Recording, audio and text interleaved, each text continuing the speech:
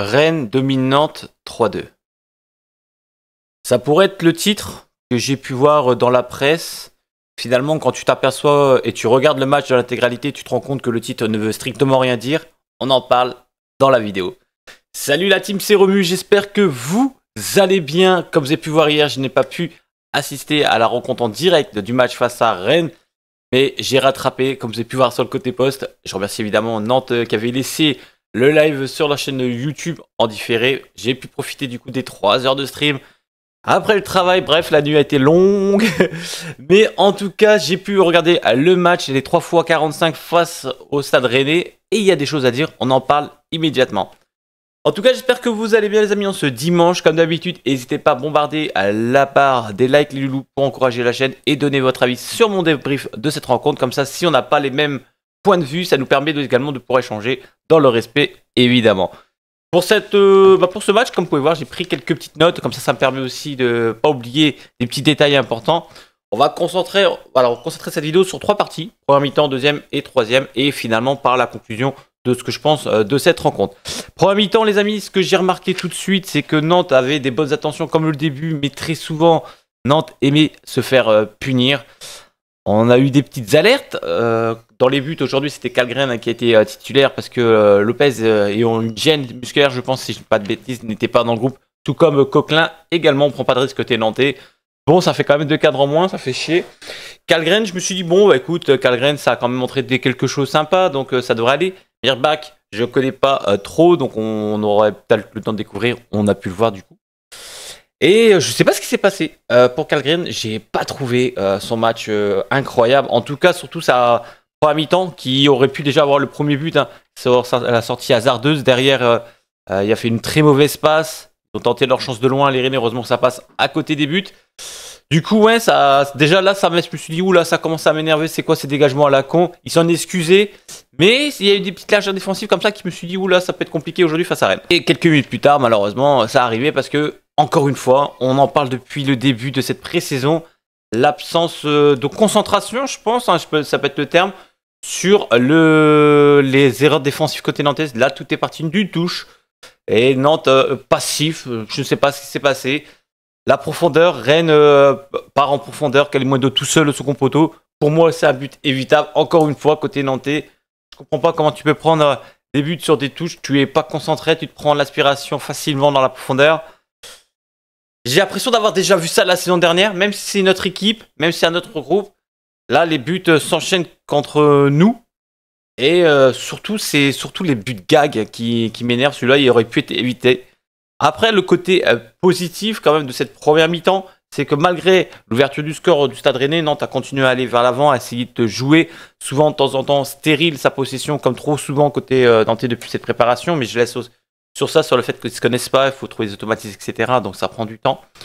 L'homme, en tout cas le joueur que j'ai apprécié le plus dans cette première mi-temps, en tout cas je suis content parce que ça fait 2 semaines que je dis j'attendais beaucoup plus que lui, c'est Guirassy. Guirassy, je trouvais aujourd'hui très bon, même voire très très très bon. C'est lui qui a été pour moi le plus inquiétant de l'attaque nantaise, en tout cas quand il jouait sur le terrain. Ça jouait de son côté, il était déterminant, un contre le gardien, il a tiré à un moment, il était hors jeu si je ne me trompe pas, sur sa deuxième frappe. Et derrière, c'est lui qui est passeur décisif sur un long dégagement nantais, après récupéré par Leroux la profondeur. Du coup, pour Guirassy. Guirassy passe en retrait, Leroux qui se jette au point de pénalty pour la mettre hors de portée de Samba. Nantes égalise, du coup, un but partout avant la première mi-temps, du coup. Et je me suis dit, c'est pas mal. Dans les intensités et dans les jeux de Nantes, il y a des choses positives, même si, encore une fois, ce but de gag m'énervait. Je me suis dit, c'est trop, on en prend trop, c'est insupportable. J'ai l'impression de revivre ça toutes les semaines depuis le début. Donc, après, bon, certes, il faut de l'expérience, etc. Je suis totalement d'accord avec vous. Encore une fois également Tati. Tati, défensivement, m'a impressionné. Je ne cesse de vous le dire depuis le début. Il dégage une sérénité. C'est incroyable. La première mi-temps avec Avoisiem, je l'ai trouvé plutôt intéressante. De toute façon, ça va partir sûrement sur ça. Hein. Sachant que Nathan s'en va. Futurs mercato arriveront sûrement mercredi, hein, les amis. Avec les dernières actualités mercato, évidemment. Je la mets à part celle-là. Mais du coup, défense centrale qui pourrait, à mon avis, débuter en Ligue 1, Tati, Avoisiem. Je ne sais pas ce que vous en pensez. Ça a l'air costaud, ça a l'air intéressant. Maintenant, attention, la profondeur, encore une fois, que ce soit du côté de Kozak, j'ai trouvé encore difficulté dans ce match. 2-3 fois encore une fois. Maintenant, c'est le jeu aussi, vouloir mettre en passe par Castro. On a vu qu'il y a eu beaucoup d'enjeux, encore une fois, dans cette rencontre. Mais attention de noter l'alignement. L'alignement, parce que tu vois, encore une fois, quand tu prends le but sur une touche, c'est évitable. Tu dois éviter ce genre de but. C'est comme ça. Bref, on parlait de but gag juste avant la mi-temps. Nantes, malheureusement, enchaîne après le premier but concédé sur une longue touche évitable. Évidemment, le positionnement n'était pas bon. Le deuxième but sur un corner, c'est dégagé par Nantes. Après, c'est remis dans le paquet et c'est Duff qui va marquer contre son camp. Voilà, c'est la loi des séries. Je pense qu'il faut passer par là. J'espère que ça vaut mieux passer par là tout de suite qu'avant la Ligue 1. J'ai mis un commentaire sur la chaîne de Nantes par rapport à ça. J'ai marqué qu'il faudra éviter rapidement, vite apprendre pour éviter de prendre ces buts de gag constants. Parce que je pense que le deuxième, il est évitable. Et aussi, maintenant, c'est comme ça. À la mi-temps, du coup, le FC Nantes est mené 2-1. Je pense que Rennes n'a pas eu 50 000 occasions. 3-4 tirs, je dirais, sur l'ensemble de cette première mi-temps, dont une grosse rate de Blas qui s'écroule sur le poteau. Mais j'ai trouvé côté nantais, surtout le côté efficacité côté rennaise, surtout. Mais côté nantais, passivité défensive, ça c'est vraiment quelque chose qui m'a fait chier dans cette première mi-temps. C'est pas normal de prendre ce genre de but. Ces deux buts sont évitables. Le CSC, bon, c'est la malchance, c'est comme ça. Maintenant, c'est peut-être le positionnement qui est pas bon début, où on n'a pas forcément empêché le joueur rennais de pouvoir centrer sur ce corner remisé derrière. Je pense qu'il faut être beaucoup plus agressif. Ce qui manque aussi côté nantais de l'agressivité défensive. Il faut faire des tacles et des tampons pour se faire un peu plus respecter. Les joueurs passent trop facilement face à notre défense. Et ça, c'est des choses qu'il va falloir travailler rapidement parce que la Ligue 1 arrive vite. Et la Ligue 1, première occasion, premier but, entre guillemets. On sait très bien comment ça se passait. Bref, à la mi-temps, les Nantais sont menés 2-1. Mais je me dis, il y a quelque chose quand même à faire. Il y a du positif. On attend de voir. Il reste encore 2 mi-temps. Donc, let's go, la deuxième mi-temps. On fait directement le débriefing de cette deuxième mi-temps. Du coup, la deuxième mi-temps recommence sur de bonnes intentions. J'ai trouvé les 25 premières minutes de cette deuxième mi-temps très très bonnes côté nantais. J'ai marqué dominé mais pas marqué. C'est mon ressenti. J'ai trouvé que Nantes avait la possession, avait quelques occasions, mais dans l'ensemble, le jeu nantais était trop stérile. Et ça, c'est ce que je remarque depuis au moins 2 matchs. On a la possession, on arrive à faire tourner le ballon, mais dès qu'il faut finir les actions, il n'y a plus personne. Encore une fois, aujourd'hui, Yassine Bellatab, j'ai pas trouvé incroyable. Première mi-temps, on l'a peu vu. La deuxième mi-temps, on l'a vu un petit peu plus, mais sans être flamboyant en termes de l'attaque. Mostafa était dans un jeu plus bas aujourd'hui. Il n'a pas été forcément plus dans la surface. Mais j'ai pas trouvé, hormis Guirassy qui portait l'attaque de Nantes en première et la moitié de deuxième du coup, j'ai trouvé côté nantais, ça manquait de verticalité sur les côtés. Je trouvais qu'on a l'habitude l'année dernière de voir beaucoup sur le côté Simon surtout. Mais il y a des débordements, etc. Là, honnêtement, il n'y avait pas beaucoup de choses. Les centres n'arrivent pas, on essaie d'assister de temps en temps beaucoup plus dans l'axe, mais c'est souvent fermé, donc du coup ça rend une position assez stérile. Et ouais, donc tu dis Nantes, il y a moyen d'égaliser. Il y avait des séquences intéressantes, mais finalement il n'y avait jamais cette frappe ou cette bonne passe au bon moment pour faire la différence. Il y a eu quelques occasions, mais à chaque fois c'était une interception rennaise au dernier moment ou la passe trop longue. C'était un peu frustrant cette période parce que tu sentais que Nantes avait la maîtrise du ballon sans forcément être dangereux. Je pense qu'on aurait pu jouer 2 heures de plus. En tout cas, sans pouvoir réagir. Et là, il y a eu le premier match, une erreur de Katatovic. Il y a eu le deuxième match, une erreur de Katatovic. Et il y a le troisième match, en rentrée du Serbe Radakovic.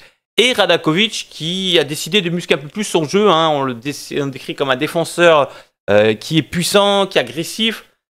Oui, agressif, mais est-ce que c'est dans le bon sens du terme? La réponse est non. Malheureusement, dans cette nouvelle vidéo, Katatovic, épisode 3. Une sortie hasardeuse parce qu'il est, voilà, je sais pas ce qu'il se prend. D'un coup, il est passé MDC, il est arrivé à commencer à tacler. Je vous dis honnêtement, en Ligue 1, c'est minimum jaune-orange. Il aurait pu être même expulsé. L'arbitre a été très gentil parce que je pense que le tacle n'était clairement pas maîtrisé du tout du défenseur serbe nantais. Et il aurait pu blesser le joueur de Rennes sur cette occasion-là. Du coup, Radakovic, sortie hasardeuse, derrière l'alignement pas forcément bien aligné également du côté de Nantes. La profondeur, le troisième but arriva sur la seule occasion de la deuxième période de Rennes. Nantes se fait pilonner 3-1. Là, je me dis, waouh. Je me suis même dit au même moment dans ma tête, je me dis, à mon avis, il y en a qui ont quitté le live. C'est bon, on n'en parle plus, ils sont dégoûtés. Ils sont passés à autre chose. Moi, je me suis dit, hop, dans le canapé, tranquille, on continue. On va continuer à analyser ça. Et on a bien fait, on a continué d'analyser ça. Du coup, ouais, la frustration. Deuxième mi-temps, c'est la frustration parce qu'encore une fois, j'ai trouvé que Nantes avait la maîtrise. Non, tu faisais tourner le ballon, mais encore une fois, je remets le même terme. C'est faible offensivement. Il manque. J'ai l'impression qu'il manque un ailier. Un ailier qui peut être capable de jouer à droite ou à gauche, mais vraiment qui peut apporter, que ce soit Adel, Bojiang. C'est Yacine aujourd'hui, à l'heure actuelle, ces 3 joueurs-là, c'est pas encore. Il se passe pas encore cette folie. Il ne s'est pas passé de cette folie encore où je me suis laissé transporter, me dire il y a quelque chose pour la Ligue 1. Je dis pas que c'est des mauvais joueurs, mais est-ce qu'ils seront capables de passer ce cap? Ça prendra peut-être plus de temps pour certains. L'homme aujourd'hui offensif pour moi, ça a été Guirassy, et je suis très content parce que c'est un jeune joueur que j'adore du côté de Nantes. Je suis peut-être pointilleux, j'attends un peu plus par exemple de lui, mais c'est vrai que il a montré aujourd'hui ses qualités et ça s'est ressenti. Je l'ai trouvé vraiment qu'il a fait un très beau match. Oui, dans l'ensemble du coup de cette deuxième mi-temps, même si entre deux il y a eu des rotations de joueurs, avant évidemment la troisième mi-temps, la possession était trop stérile côté nantais. Et tu avais bon avoir le ballon, tu étais pas forcément dangereux. Et derrière, Rennes, à chaque fois qu'ils allaient vers l'attaque, à chaque fois ils piquaient, ça finissait malheureusement en but. Ça manque un manque d'agressivité côté nantais dans le bon sens, parce que Katatovic, encore une fois, est aussi fautif. Tu ne dois pas sortir comme ça. Surtout quand tu as une défense à 4, tu ne dois pas te retrouver d'un coup à 3, avec un boulevard en plein milieu. Et la profondeur mal maîtrisée côté nantais, c'est vraiment quelque chose que j'ai peur sous l'ère Castro. On sait que Castro aime que son bloc est assez haut. Et que Nantes joue vers l'avant. Ça, j'ai trouvé ça très positif. Mais derrière, à chaque fois, on l'a vu sur les 3 premiers matchs, si l'alignement est pas forcément bon, à chaque fois, la profondeur est prise. Souvent, du côté de Kodza, souvent, ça devient dangereux et souvent, ça finit l'action au but. J'ai l'impression que les adversaires contre qui on a joué, ils n'ont pas eu 50 000 occasions, mais généralement, ça finit toujours au fond. Donc, efficacité pour eux. Et côté nantais, il manque quelque chose dans l'agressivité défensivement pour pouvoir resserrer peut-être toutes ces lignes, je sais pas trop, mais c'est pas normal de prendre autant de buts. Évitable, j'ai la sensation en tout cas. Je suis pas un expert dans ce domaine. N'hésitez pas s'il y en a qui sont un peu plus experts, mais j'ai l'impression que c'est sur les 5 buts qu'on a pris là, bah, on aurait pu en éviter au moins 4 sur 5. Donc je suis un petit peu perplexe par rapport à ça. Du coup, troisième mi-temps, les amis. Et oui, parce que quand tu en veux plus, en voici plus. Les amis, cette sera une vidéo qui va durer un peu plus longtemps. Je suis désolé, les amis. Mais il faut dire les choses du côté du FC Nantes dans ce débriefing. Ablin et Le Penant sont rentrés. On a vu également les entrées de El Arabi et de Kwon. Si je prononce bien, ça va être sympa d'ailleurs. Prononcer les Coréens qui arrivent, dont un est déjà arrivé côté nantais, durant le commentary cette année. Bref, ils sont rentrés, je crois qu'ils ont joué 20 minutes, quelque chose comme ça, ils sont sortis derrière. Et c'était histoire de les mettre un peu en jambes. On a vu que El Arabi en pivot, ça peut être très intéressant. Il y a une bonne conservation de ballon. Il y a un moment, il avait adressé un bon ballon aussi en profondeur, même si derrière, je sais plus qu'il y avait. Je crois que c'est Sacha Ziani qui avait échoué contre Samba. Bref, encore comme je dis, des occasions nantaises, ils n'ont jamais pu être au fond. Ablin Le Penant se rentrait. Le Penant a vraiment apporté une qualité dans ce milieu de terrain. Ça s'est ressenti immédiatement. Ça a été beaucoup plus fluide, beaucoup plus agressif, beaucoup plus décisif. Entre guillemets, Nantes a été vraiment meilleur. D'ailleurs, à un moment, une combinaison Ablin Le Penant, une petite roulette derrière, le petit but. 3-2 pour Nantes. Et là, on s'est dit, ouh là là là, Nantes, est-ce que Nantes est capable de revenir à 3-3? Moi, j'étais comme ça dans mon canapé. Je suis là, let's go, on va le faire. On va se faire un 3-2. Ça va être très sympa. Et malheureusement, voilà. Et malheureusement, Nantes a poussé. Et pourtant, Nantes a poussé dans cette troisième mi-temps qui a été totalement dominée par le FC Nantes. C'est un constat. Rennes a su que résister et sans montrer grand-chose en deuxième période. Coup de cœur de cette troisième mi-temps, entre guillemets, même de son entrée totale, ça a été Doucouré. Défensivement, je l'ai vraiment trouvé très bon, ces coups Doucouré. À chaque fois, même dans la profondeur, il venait, il était au contact face aux attaquants rennais. À chaque fois, il les a éteints. Donc j'ai trouvé ça très intéressant. Ablin tout de suite aussi, petite valeur plus, on le voit tout de suite. Ablin Le Penant, de toute façon, dès qu'il se rentre, il y a ce petit truc qui passe en plus. C'est tellement, t'as l'impression que c'est beaucoup plus facile quand ils sont sur le terrain. Donc du coup, un peu de regret dans l'ensemble, les amis, quand même de ce match. On va faire un petit peu cette conclusion parce que j'ai pas envie non plus que cette vidéo s'éternise davantage. J'ai marqué, pour moi, cette conclusion, les amis, c'est que malgré que Nantes a été menée, Nantes a toujours essayé de continuer à jouer au ballon, a toujours été vers l'avant. N'ont pas baissé la tête, et ça c'est quelque chose, une attitude que je revois comme la semaine dernière, donc ça c'est très positif, c'est que même si tu es mené, tu continues à essayer de jouer, on voit qu'on dégage pas n'importe comment, on repart tranquillement et proprement de derrière. Derrière, il y a du point négatif et du point évidemment positif. On va commencer par ses côtés négatifs, hein. Les buts évitables, j'ai pu le signaler à plusieurs reprises dans cette vidéo. Pour moi, sur les 5 buts, on a au moins 4 qui sont assez casquettes. Donc ça, c'est chiant. Ce côté possession stérile, c'est aussi ennuyant parce que tu dis Nantes est capable de proposer des belles choses, des bonnes courses, etc. Derrière, il n'y a aucun ballon qui va finir dans la surface. Et il n'y a personne pour finir ces genres d'actions. Il manque toujours quelque chose. Donc ça a travaillé. On voit que le système de Castro commence à se mettre en place. Le Nantes vers l'avant me plaît énormément. Maintenant, c'est vrai que les appels en profondeur, ça reste quand même un gros problème sur ces 3 premiers matchs. On les a ressentis. Comme Castro a pu le dire dans son interview, il faut du temps. Nantes n'a pas l'habitude non plus. Les joueurs n'ont pas l'habitude aussi. Ce système-là, ils ont l'habitude de jouer beaucoup plus bas sur un terrain que là par rapport au bloc qui est assez haut. Je suis complètement en adéquation à ce qu'il raconte. Je pense qu'il y a vraiment une vision sur ce que son équipe propose en tout cas sur le terrain complètement réaliste. Je suis vraiment en adéquation avec ce coach depuis le début qui est arrivé. Sa vision de jeu me parle, sa vision de comment il revit ces matchs me parle. J'ai l'impression d'avoir la même sensation, chose que je n'avais pas forcément avec Comboiré, mais je pense que ça on a été beaucoup à pu l'avoir. En tout cas, côté positif, côté nantais, le pressing haut, personnellement, j'adore. Je trouve dès qu'on presse comme ça, on est vraiment très intéressant. On récupère beaucoup de ballons. Maintenant, le problème, c'est de tenir sur le plus longtemps possible. Je pense pas que tu peux tenir 90 minutes à ce niveau-là, mais je suis persuadé que tu peux gagner beaucoup de matchs grâce à ces récupérations hautes. Qu'est-ce que j'ai marqué également? Le jeu vers l'avant. Oui, malgré la défaite, j'ai pas trouvé un Nantes ennuyant. J'ai trouvé un Nantes qui essayait de faire des choses, un Nantes qui mouillait le maillot. Les jeunes, on sent qu'il y a certaines qui commencent à montrer quelques lacunes, entre guillemets, ou un plafond, mais d'autres continuent à progresser.